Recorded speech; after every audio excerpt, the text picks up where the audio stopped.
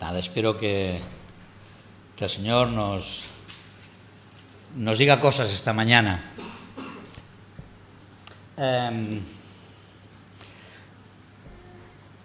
Supongo que todos hemos oído hablar de Abraham, de Isaac y de Jacob, ¿sí? Sí, ¿no? Vale.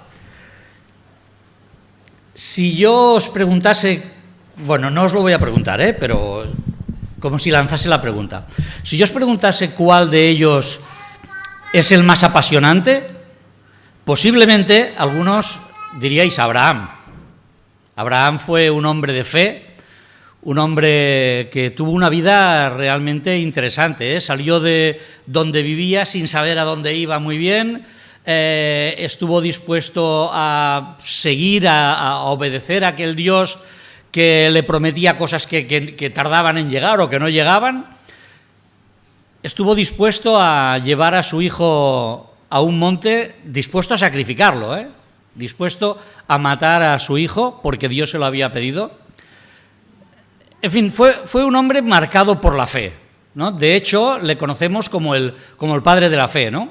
Así que algunos de vosotros optaríais por Abraham. Quizá otros optaríais por Jacob, porque Jacob es un hombre impetuoso, bueno, un poco pícaro, bueno, un poco por disimularlo de alguna manera, ¿no? Fue un hombre capaz de cualquier cosa por conseguir aquello que quería. Engañó a su padre, ¿recordáis? Junto con su madre prepararon una trama para engañar a su padre y obtener de él la bendición. Pero además era un hombre decidido, luchaba por aquello que quería. Trabajó 7 años por conseguir a su mujer, para poder casarse con ella. Y cuando su suegro le engañó y le dio a otra que no era la que él quería, trabajó 7 años más para conseguir a aquella mujer a la que él quería. Fue un hombre capaz de enfrentarse al ángel del Señor para pedirle la bendición. Así que estaría lógico que algunos de vosotros pensaseis en Jacob. Pero mirad, vamos a ver si esto funciona, lo conseguiremos, ¿verdad? Ahí estamos. Entre estos dos, entre Abraham y Jacob, está Isaac. Yo he pensado de él que Isaac es un hombre, es un patriarca, pero por decirlo de alguna manera es un patriarca gris. Es un patriarca del que tampoco hay tantas cosas espectaculares sobre su vida, ¿no? Y fijaros, esto es lo que a mí me ha llamado a pensar en él para compartirlo con todos vosotros y conmigo mismo, ¿no? Esta mañana, porque pienso que seguramente la vida de Isaac es una vida gris, aparentemente, pero como la de todos los que estamos aquí. Nosotros no somos Abraham, no creo que ninguno de nosotros sea Abraham, aunque no dudo de vuestra fe, evidentemente, ni creo que seamos Jacob, aunque no dudo de vuestro ímpetu y de vuestras ganas de hacer cosas, pero seguramente nuestra vida es más una vida parecida a la de Isaac. Mirad, el libro de Génesis le da a Abraham, me parece que son 14 capítulos para hablar de la vida de Abraham. A la vida de Jacob le da como 9 capítulos. Y a la vida de Isaac le da un capítulo. Sí que es verdad que aparece en otros capítulos, pero digamos que como el protagonista de la escena, solo le da un capítulo. Mirad, nos habla la Biblia de sus antecedentes, su nacimiento y las consecuencias de su nacimiento. Su nacimiento trajo problemas a su familia, porque Abraham ya había tenido un hijo antes, Ismael, y hubieron conflictos dentro de la familia precisamente por el nacimiento de Isaac. En el capítulo 22, os he puesto ahí los capítulos, en el capítulo 22 es el famoso capítulo en el que Dios manda a Abraham que lleve a su hijo a sacrificarlo, y allá va Isaac con su padre preguntando dónde está el cordero para el holocausto, ¿no? En el capítulo 24, su padre le busca esposa. Bueno, era una cosa normal en la época, pero su padre le busca esposa y envía a su criado a un montón de kilómetros a buscarle una mujer. En el capítulo 25 nacen sus hijos, los hijos de Isaac, Jacob y Esaú, y ya empiezan los conflictos también dentro de su familia. Después, en el capítulo 27, tiene que ver cómo su mujer y su hijo le engañan. Su hijo Jacob quería la primogenitura que no le correspondía porque su hermano Esaú había nacido antes que él, pero ya sabéis, ¿no? Organizaron un teatro para engañar a Isaac, que por cierto se había quedado ya ciego y no veía, para engañarle y obtener de él su bendición. Y al final, en el capítulo 28, bueno, un poquito más adelante, encontramos la muerte de este hombre. Así que todos son como pinceladas que van apareciendo sobre su vida, pero en las que él no es protagonista. Solo hay un capítulo, el capítulo 26, que podríamos decir, el capítulo 26, estamos en Génesis, el capítulo 26, que podríamos resumirlo como el capítulo de su vida. Bueno, no está explicada su vida, está explicado unos acontecimientos determinados de su vida, pero podríamos resumir lo que fue su vida precisamente en este capítulo. Fijaros, no lo vamos a leer porque es un poquito largo, y como que Adrián ha empezado tarde, no tenemos tiempo, ¿eh? Bueno, es broma, es broma. Lo podéis leer, es un capítulo muy interesante para leerlo en casa. Pero mirad, yo os lo voy resumiendo. En este capítulo, ¿sabéis qué vemos? Vemos en los primeros versículos, veréis cómo hay cosas que os recuerdan a la vida de su padre, ¿eh? Mirad, en los primeros versículos resulta que dice que hubo hambre en la tierra en la que él estaba. Y él, claro, como un hombre responsable, decidió coger a su familia y marcharse a Egipto para poder subsistir allí.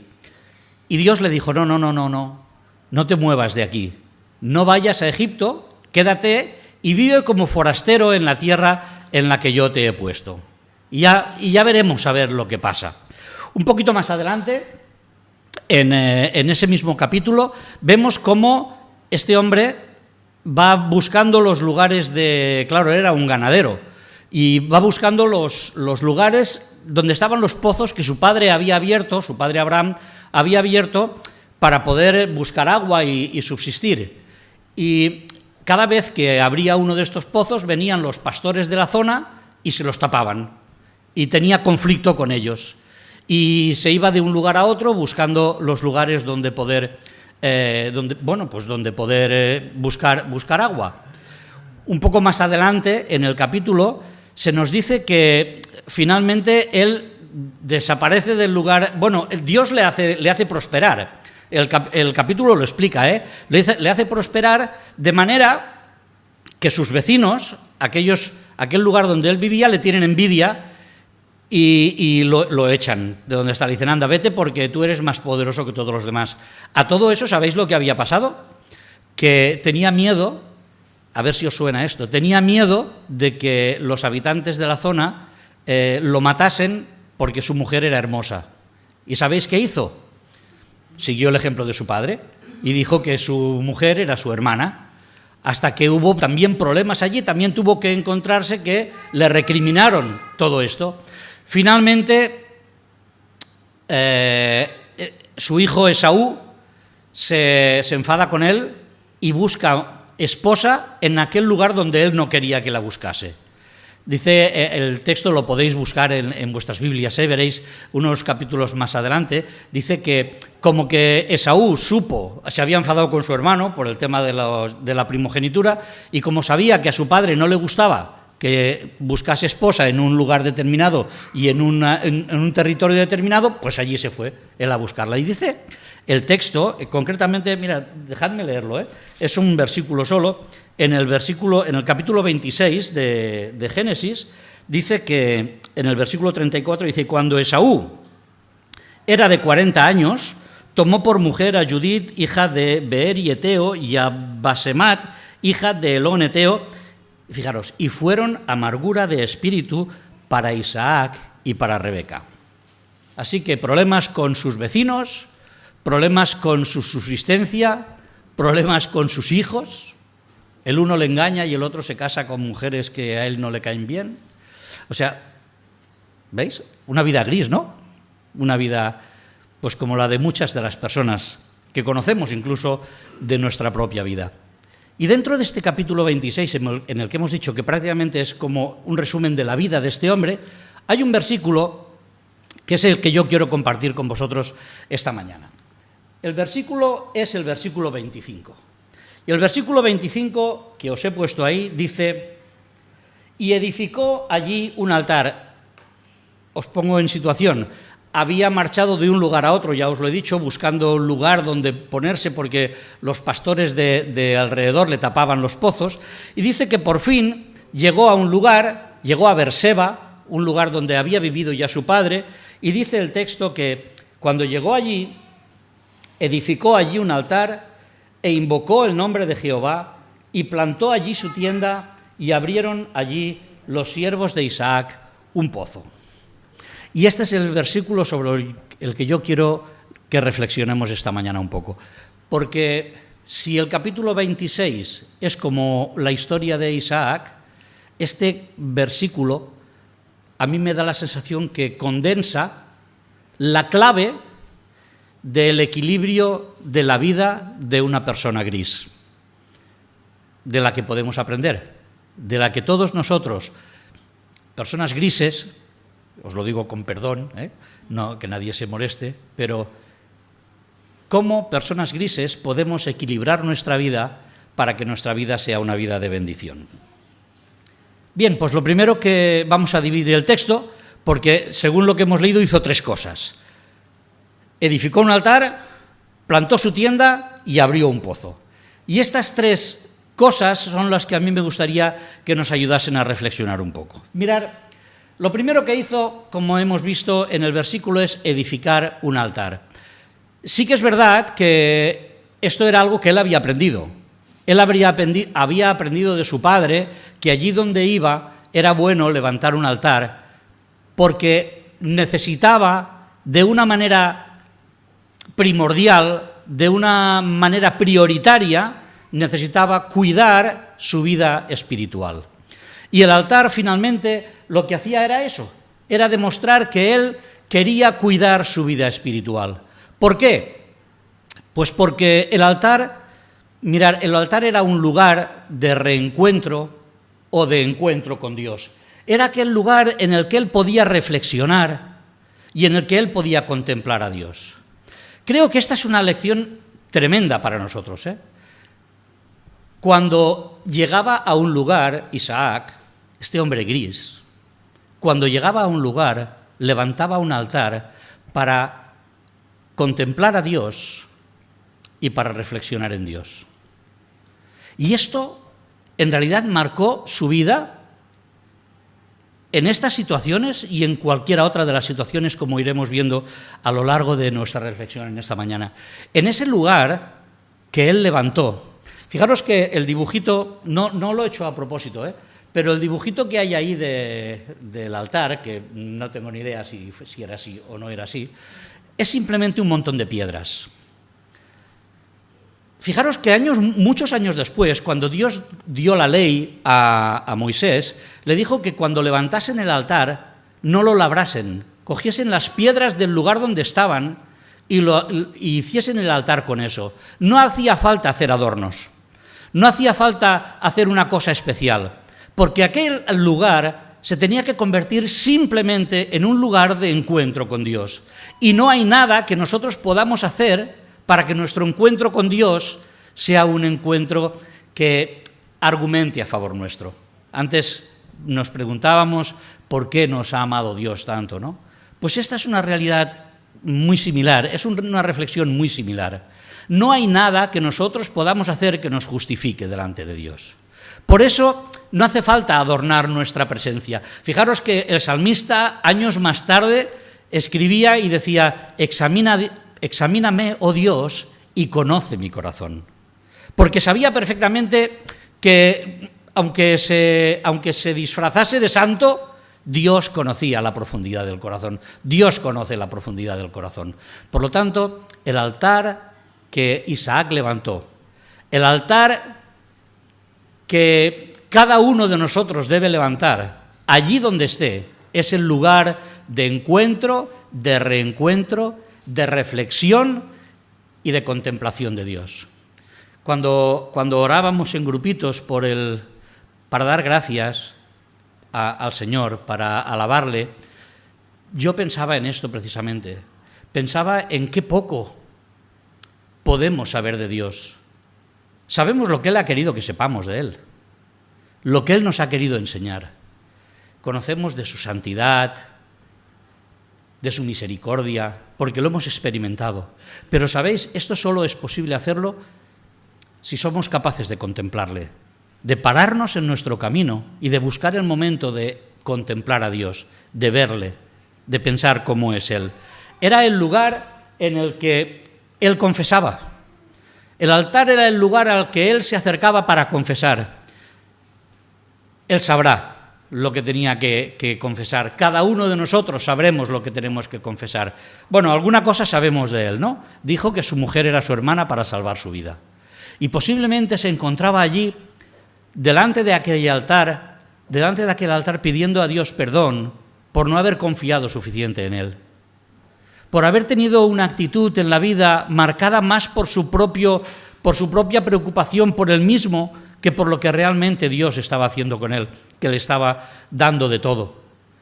Y allí, delante de ese altar, en el que él contemplaba a Dios, en el que veía a Dios como era capaz de confesar, y escuchad bien, y saber que Dios le perdonaba. Cuando estamos delante del altar en el que nos enfrentamos a Dios y abrimos nuestro corazón para confesar nuestra vida, nuestras miserias, que Él conoce de sobras, entonces podemos disfrutar del conocimiento del perdón de Dios que llega a nuestra vida. No solamente confesó, sino que allí adoró a Dios. Ayer hablábamos con Lidia porque, fijaros, hay momentos en los que utilizamos frases en nuestra vida cristiana que yo creo, por lo menos hablo por mí, que a veces no llegamos a contemplar el alcance, ¿no? Y yo aquí había puesto que era el lugar de alabanza y adoración. Y fijaros que, reflexionando en esto, decía, es una frase que utilizamos a menudo, ¿verdad?, los cristianos. ¿A qué vamos a la iglesia? A alabar y adorar a Dios. Y no sé si siempre somos conscientes de que no estamos diciendo lo mismo, que las dos cosas no son lo mismo. Porque alabar a Dios significa algo que seguramente Isaac hacía. Y era lo que estábamos hablando, ¿no? Contemplar a Dios y decirle guapo. Entendedme, ¿no? Decirle qué santo eres, qué misericordioso eres, que lo he podido experimentar en mi vida. Qué eterno eres, eras el Dios de mi padre y eres mi Dios y no ha cambiado nada. Eso es alabar a Dios, mirarle y decir cosas bonitas de Él, pensar cosas bonitas de Dios. Pero cuando llegamos a adorarle, eso es otra cosa, ¿eh? Adorar a Dios significa voluntariamente rendirnos a Él, voluntariamente ponernos a su servicio, voluntariamente limitar nuestra libertad para ponerla bajo la obediencia de Dios. Cuando hacemos eso es cuando estamos adorando a Dios. Cuando hay un cambio en nuestra vida que hace que nos dejemos dirigir por Dios en cada una de las situaciones en las que vivimos. Así que le alabamos cuando le decimos cómo es, cuando reconocemos cómo es, y le adoramos cuando nos ponemos bajo su poder, bajo su autoridad y a su servicio en cada momento de nuestra vida. Así que Isaac, delante del altar que había levantado, adoró y alabó a Dios por lo que hacía con él. Y le daba gracias. Es el lugar, el altar, el lugar del reencuentro con Dios, y del encuentro con Dios es el lugar para darle gracias. Tenía muchos motivos para darle gracias.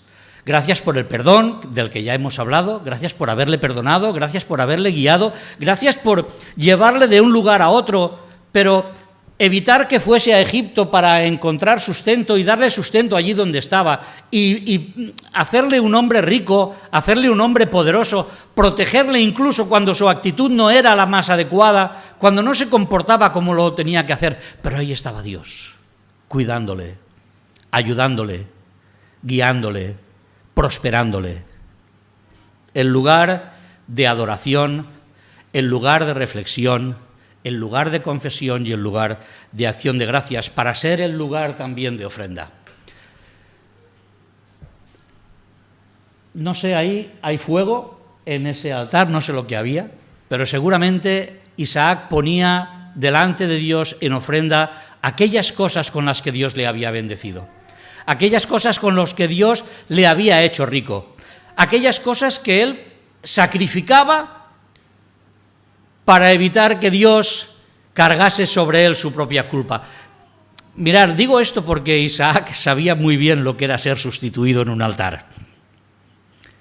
Isaac, que aquí ya era un hombre mayor, sabía lo que era estar a punto de morir sacrificado para Dios y que Dios pusiese una alternativa, pusiese un sustituto. Así que este hombre gris, del que a lo mejor, que incluso en la Biblia quizá pasa desapercibido en ciertas ocasiones, es un hombre que nos enseña que nuestra vida debe ser una vida de oración, debe ser una vida de reflexión, de contemplación, de alabanza, de confesión, de ofrenda, para poner delante del Señor aquellas cosas que Él nos da. El Señor nos bendice mucho más allá de lo que nosotros merecemos. Y en nuestra responsabilidad está poner a su servicio aquello que Él nos da. Y no estoy hablando solo de dinero, que también. Estoy hablando de poner delante del Señor todo aquello que forma parte de nuestro patrimonio. ¿Y sabéis lo que forma parte de nuestro patrimonio? Nuestro conocimiento, nuestro tiempo, nuestras habilidades. Todo eso forma parte de las cosas que Dios nos ha dado. Y es el momento, delante del altar, de ofrecer con toda sinceridad a Dios todo eso para que Él lo gestione, para que Él haga que eso prospere, como lo hizo con Isaac. Así que, allí donde estemos, levantemos nuestro altar. Y mirad, perdonadme que diga, ¿no? A lo mejor no... Si todavía no tienes un lugar en el que adoras a Dios íntimamente, que no tiene por qué ser un lugar físico, si todavía no tienes ese momento cada día en el que tienes la posibilidad de contemplar, reflexionar en Dios, abrir tu corazón como hacía Isaac aquí, si todavía no lo has hecho, si todavía no tienes ese tiempo, es el momento de reflexionar, de buscar tu altar. Y allí donde el Señor te ha puesto, allí donde el Señor te lleva, que quizás te ha movido de un lugar a otro, pero hay algo que no puede faltar allí donde estés, y es tu altar delante del Señor. Y llegó allí y edificó allí un altar e invocó el nombre de Jehová. La siguiente parte del versículo dice que plantó allí su tienda. Esto es curioso, ¿no? ¿Qué podemos pensar de plantó allí su tienda? Bueno, pues que Isaac fue un hombre que se preocupó de su vida espiritual, pero se preocupó de su vida personal. También se preocupó de su vida personal. Tenía una familia, tenía un lugar donde vivir, tenía unas necesidades que cubrir, y fijaros que Dios le había dicho, no, a Egipto no. Fijaros en el versículo, creo que es el versículo 3, sí, el versículo 3, Dios, cuando él quería ir a Egipto, Dios le dice, habita como forastero en esta tierra. Así que Isaac cuidó su vida personal obedeciendo a Dios. Ya hemos visto que tenía su altar, pero Isaac cuidó su vida personal obedeciendo a Dios, porque supo que era un forastero y supo vivir como un forastero. Fijaros que en los versículos más adelante, cuando estéis en casa, leer el capítulo porque es extraordinario leerlo con toda esta visión. Fijaros, dice que allí prosperó, dice el versículo 12, y sembró Isaac en aquella tierra y cosechó aquel año 100 por 1 y le bendijo Jehová. Mientras él no se estaba comportando del todo bien, ojo, mientras él no se estaba comportando del todo bien, Dios le bendijo. Claro, a lo mejor la tentación de Isaac habría dicho, bueno, mira, no he bajado a Egipto, pero Dios me ha prosperado aquí. Por lo tanto, ¿sabes qué? Voy a establecerme aquí. Voy a levantar aquí mi casa, voy a poner aquí a mi familia, ya está bien de paseos por el desierto y por el campo, vamos a establecernos de una vez. Pero Dios le había dicho, vive aquí como forastero. Y él supo hacerlo.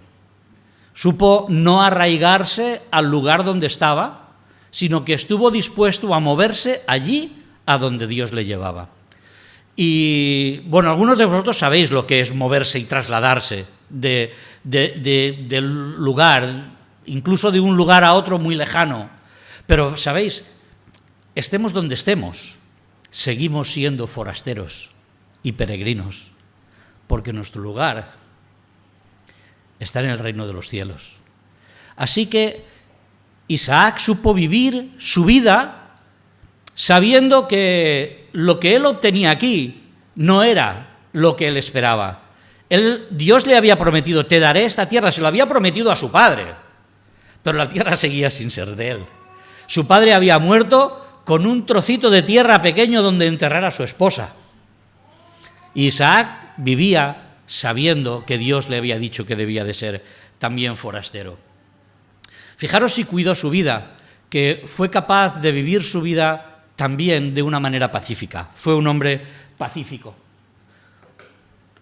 Cuando leáis el capítulo os daréis cuenta, en más de una ocasión dice el texto que habría pozos, versículo 17 por ejemplo, e Isaac se fue de allí cuando fue expulsado por todo lo que había sucedido y acampó en el valle de Gerar y habitó allí. Y volvió a abrir Isaac los pozos de agua que había abierto en los días de Abraham su padre y que los filisteos habían cegado después de la muerte de Abraham. Y sigue tal, pero cuando los siervos de Isaac cavaron en el valle y hallaron allí aguas vivas, los pastores de Gerar riñeron con ellos. ¿Y sabéis qué hizo Isaac? En lugar de decir, oye, que esto me ha costado mi trabajo, esto lo defiendo yo ¿cómo se dice? Con uñas y dientes, ¿no? Lo defiendo hasta la muerte. ¿Sabéis? Fue un hombre pacífico. Y no quiso levantar una guerra por algo que seguramente era suyo, por algo que él había trabajado. Así que se movió en más de una ocasión. ¿Y sabéis por qué lo hizo? Porque Dios le había dicho que viviese como forastero. Y que las bendiciones le tenían que llegar de Dios, no le tenían que llegar por su propia fuerza. Con esto no digo que tengamos que conformarnos con cualquier cosa. Lo que digo es que tenemos que saber cuál es la vocación a la que Dios nos llama. Y él cuidó su vida levantando su tienda en un lugar determinado, no arraigándose al lugar de su éxito, no buscando el conflicto con los demás, sino buscando la paz que muchos años después consiguió. Lo veremos seguramente también. Y por último, cuidó su vida entendiendo que lo que tenía no era de él. Entendiendo que lo que tenía venía de las manos de Dios. Y por eso he puesto ahí que fue un buen mayordomo.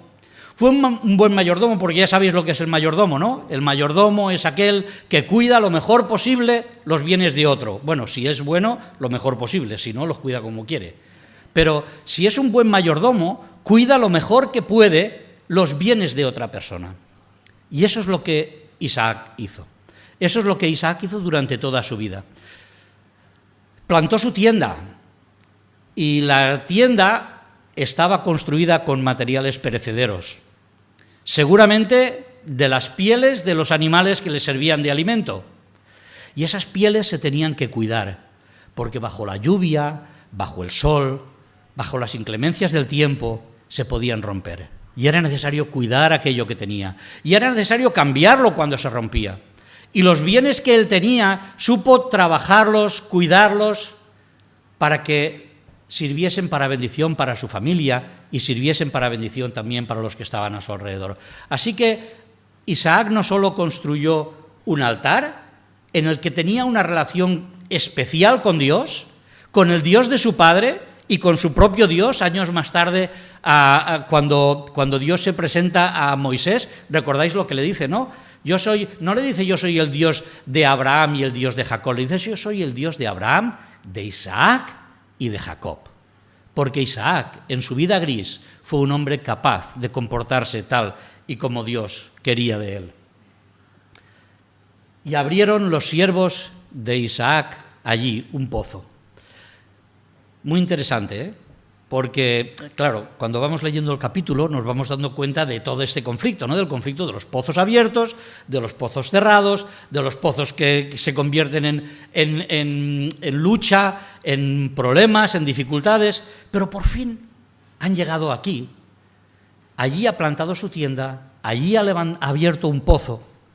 Sus siervos han abierto el pozo, seguramente porque él allí lo pidió, han abierto allí el pozo, porque Isaac sabía que tenía que cuidar a su familia y a su entorno. Así que fue un hombre capaz de entender que él también tenía una responsabilidad social con aquellos que estaban a su alrededor. Vivían de una manera en la que sin duda alguna necesitaban agua. Bueno, ahora que nosotros tenemos un problema de agua, empezamos a lo mejor a entender un poco lo que podría significar esto. Los ganaderos que no tenían agua perdían al ganado. Los labradores que no tenían agua perdían las cosechas. Necesitaban agua. Por eso el conflicto con el agua. Y allí Isaac mandó a sus siervos a abrir un pozo, porque su familia necesitaba agua, porque sus criados necesitaban agua, porque sus ganados necesitaban agua. Y él fue capaz de entender esta realidad. Pero esto no era una cosa fácil. La verdad es que tuvo que buscar recursos, tuvo que buscar la manera de hacer esto, tuvo que trabajar para conseguir encontrar aquel lugar adecuado, idóneo, para abrir el pozo. No sé si, claro, yo no entiendo mucho de pozos, todo hay que decirlo, pero seguramente Isaac tuvo que esforzarse. No sé cuántos metros hay que cavar para encontrar un pozo. A lo mejor hay lugares en los que con 3 metros es suficiente, no lo sé. Pero a lo mejor hay lugares en los que tienes que bajar 6, 12, 15, 20, no lo sé. Así que Isaac tuvo que esforzarse para encontrar aquel sustento que necesitaba su familia, que necesitaba su vida, aquello que él podía dejar para que todos los que estaban a su alrededor pudiesen tener una vida digna. No sé si nosotros somos conscientes de que cuando levantamos nuestro altar para adorar a Dios, eso nos tiene que llevar a cuidar nuestra vida, porque es una vida que Dios nos ha dado en todas las circunstancias y nos lleva a cuidar a los que están a nuestro alrededor, en la medida que podamos. No siempre vamos a poder hacerlo todo. Claro, Isaac era un hombre poderoso, era un hombre rico y nosotros a lo mejor no lo somos. Pero no tenemos por qué pensar en nuestro pozo como un bien material que podamos traspasar, que podamos dar. Tenemos que pensar en todas aquellas cosas con las que Dios nos bendice, aquellos pozos que Dios permite que tengamos en nuestra vida y que pueden servir para ayudar a los demás. Porque finalmente Isaac compartió aquello que Dios le había dado. El pozo no sacó agua inmediatamente. Hay que irse unos versículos más adelante, Hay que irse al versículo 32 para que vengan sus sirvientes y le digan: hemos hallado agua. ¿Cuánto tiempo de esperar? ¿Cuánto tiempo de trabajar? ¿Cuánto tiempo de esforzarse hasta que Dios muestra a Isaac la bendición del agua? Seguramente nosotros no tenemos que esperar tanto, normalmente, para ver las bendiciones de Dios, porque las vemos en nuestra vida, cada día, palpables. La pregunta es, ¿cómo actuamos nosotros? ¿Hemos pensado alguna vez en nuestro pozo? A lo mejor no de esta manera, evidentemente, pero ¿hemos pensado alguna vez cómo podemos aportar a aquellos que están a nuestro alrededor, a nuestra familia, pero también a nuestro entorno más cercano, a las personas que están a nuestro alrededor? ¿Cómo podemos aportar para que las bendiciones que nosotros recibimos puedan llegar a las personas que hay a nuestro lado? Isaac lo supo hacer.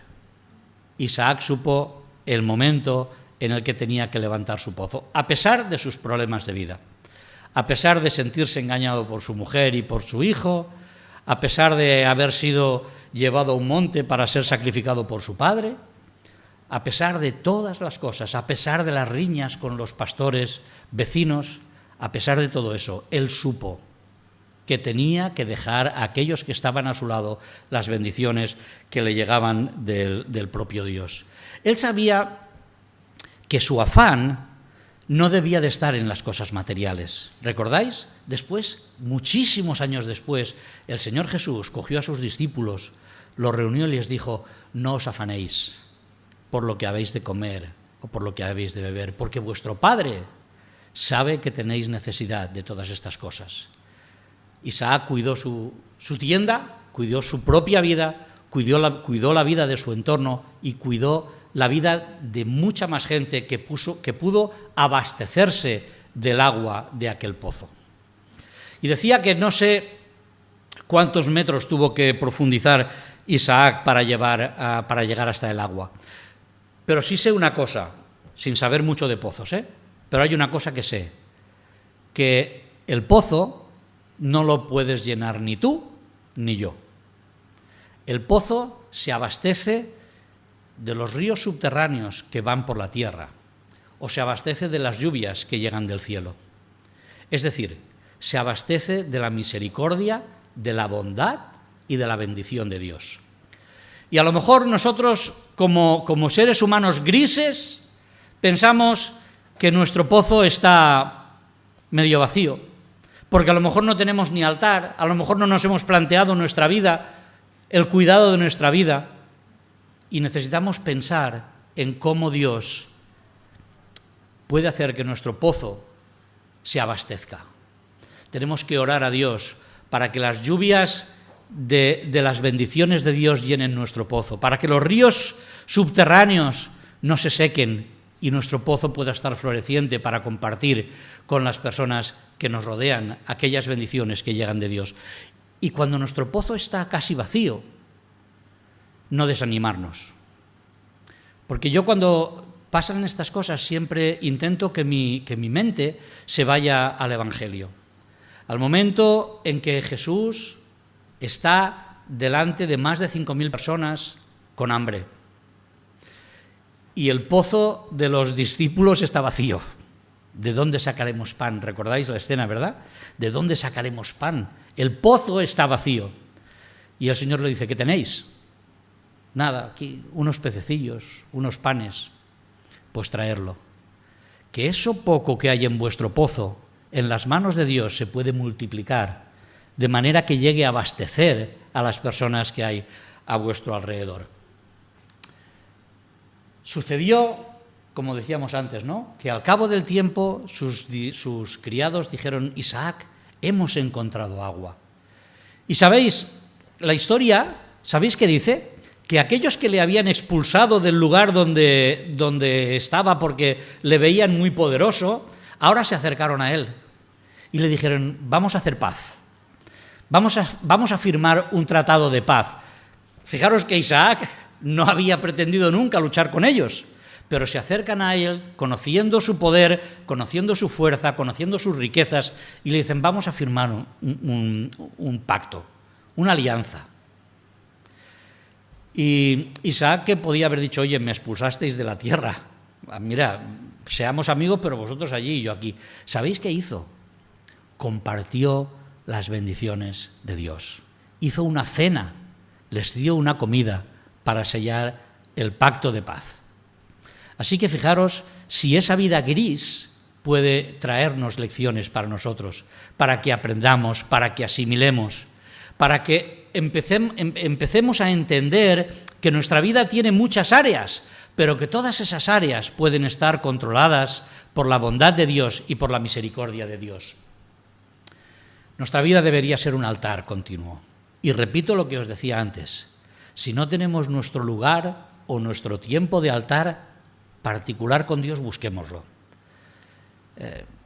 Adrián anunciaba la reunión de oración de las 6:45.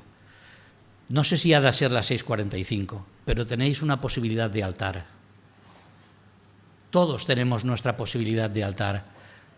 Lo que debemos de pensar, seguramente, es qué impide en nuestra vida que el altar se mantenga encendido.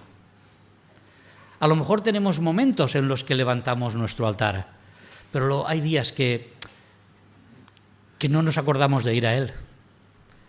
Isaac levantó un altar para encontrarse y reencontrarse continuamente con Dios. Ojalá esa sea nuestra experiencia también, el ser capaces de buscar nuestro tiempo con Dios, ese tiempo que nos va a permitir confesar, adorar, darle gracias, ofrendarle y sobre todo contemplarle tal como Él es. Uy, se fue. Nuestras posesiones son transitorias. Eso es lo que pasó con su tienda. Su tienda era transitoria. Él sabía que hoy estaba aquí y mañana podía estar en cualquier otro sitio porque Dios le llevase a otro lugar. Nuestras posesiones son transitorias. Y, en definitiva, lo que tenemos que hacer es buscar de qué manera esas posesiones que Dios nos ha dado pueden llegar a Él también para que sean de bendición. Y, repito, no se trata solo de dinero, se trata de nuestro tiempo. Ser capaces de entender que nuestro tiempo no es nuestro, es un tiempo que Dios nos ha dado. Y ese tiempo tiene que estar dedicado también a la obra de Dios, debe estar también dedicado a Él, a contemplarle y a compartir con los demás, porque cuando compartimos con los demás estamos sirviendo a Dios. Cuando decidimos adorarle es cuando servimos y cuando le obedecemos, ¿recordáis? Así que contemplamos a Dios para alabarle y contemplamos a Dios para obedecerle y a darle el tiempo, las habilidades, el dinero, lo que sea que ha venido de Él y que puede enriquecer a otros. Y finalmente abrimos nuestro pozo. Ojalá seamos capaces de hacer el esfuerzo de abrir nuestro pozo, de buscar aquello que es necesario para ayudar a nuestro entorno, para ayudar a los que hay a nuestro alrededor. En el caso de Isaac fue agua, pero mirad, nos rodea la necesidad por completo, pero no solo económica, nos rodea la necesidad espiritual.